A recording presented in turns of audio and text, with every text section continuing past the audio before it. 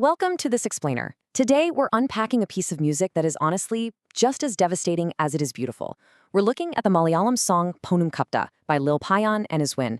Now, this isn't just a song, right? It's a really raw, visceral journey straight into the heart of unimaginable grief. It literally walks us step by step through a father's mourning process after losing his son. So we're going to dive into this carefully today because the artistry here is profound and obviously the subject matter demands our deepest empathy and respect. Open your eyes. Just open your eyes and look. You see, the song doesn't ease us in.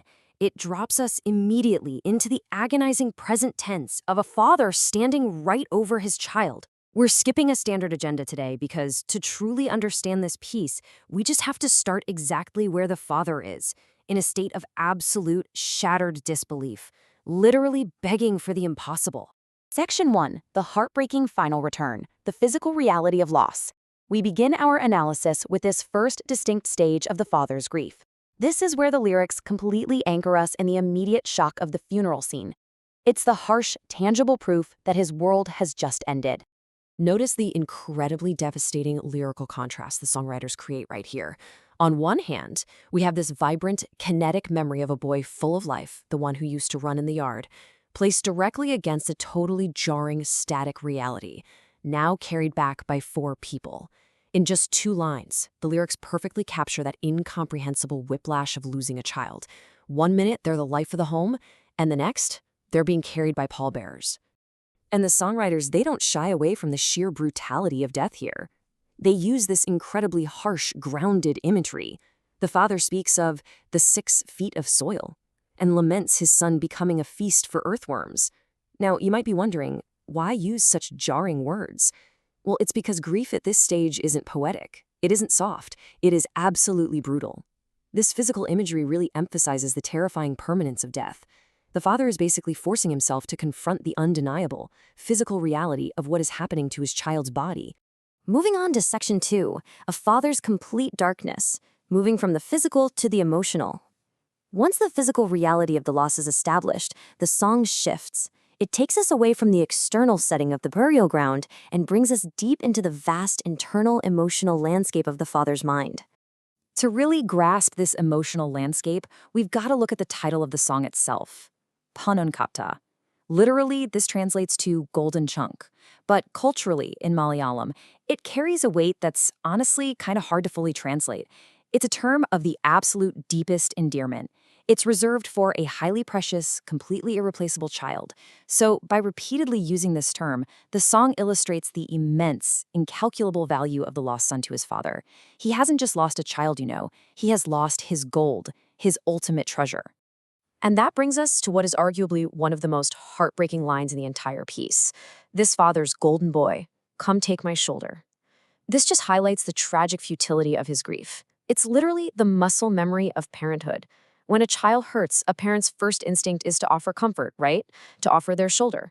He's instinctively trying to soothe a child who is just no longer there to be soothed. The father then asks this incredibly agonizing rhetorical question: how will I remove the coming pitch darkness? His son was literally the light of his life. So without him, the future isn't just sad. It's this impenetrable, suffocating blackness. This question perfectly captures the absolute despair, that total hopelessness that washes over someone when they realize they somehow have to keep living, even after their whole reason for living is gone. Section 3, the unforgiving nature of memory, the burden of carrying on. The reality truly sets in now, and the father has to grapple with the unforgiving nature of his own mind. He faces the heavy, exhausting burden of simply surviving when every single thought just leads right back to the loss. The lyrics detail these very specific, grueling symptoms of his mourning. The father describes walking down darkened paths, his waking life completely devoid of direction. He talks about his lost sleep, constantly interrupted by haunting dreams that rob him of any real rest. His mind is just completely tired and exhausted. And crucially, he realizes that forgetting is not a blessing. Because to forget, even just a little bit, means losing another piece of his son. It plunges him right back into this relentless, exhausting cycle of grief that consumes him day and night. And so we reach a crucial point with this devastating realization. To forget, must I not die? It's just a breathtakingly sad line. The pain of memory is so intense, and the impossibility of forgetting is so absolute, that the father comes to this dark, logical conclusion. The only true escape from the memory of his lost son is his own end. It's the ultimate expression of a grief that simply cannot be healed in life. Section 4. The tragic, untold struggle, revealing the cause of the darkness. As we reach the thematic climax of this explainer, we really must look at how the songwriters carefully and with profound empathy shift the focus over to the tragedy of the son's final moments. At a young age, why did the boy get tangled in a small rope? This is exactly where the song addresses the specific tragedy of suicide. The wording is gentle, almost childlike, right? Tangled in a small rope. And that framing makes the reality of a young life lost to self-harm all the more piercing. It acknowledges the physical act while immediately questioning the why. And that is a question that haunts absolutely every survivor of suicide loss. Now, to try and answer that why, the song gives us this powerful poetic metaphor. The small mind churned like the middle of the sea. You see, despite his young age and his small stature, the boy was holding an absolute ocean of unseen mental turmoil inside him. He was drowning in this vast, violent internal storm that nobody on the outside could even see. And this brilliantly illustrates the core message of the lyrics. Just consider this tragic contrast for a second. The small rope represents the external tragedy, the physical mechanism that ended his life.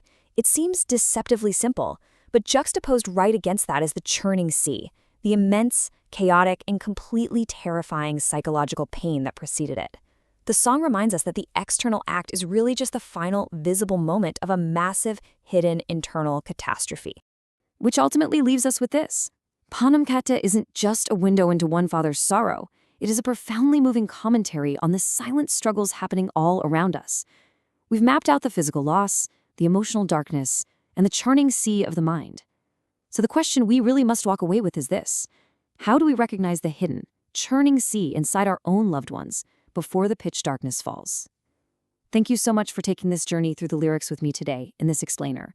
Keep your eyes open, and please, take care of one another.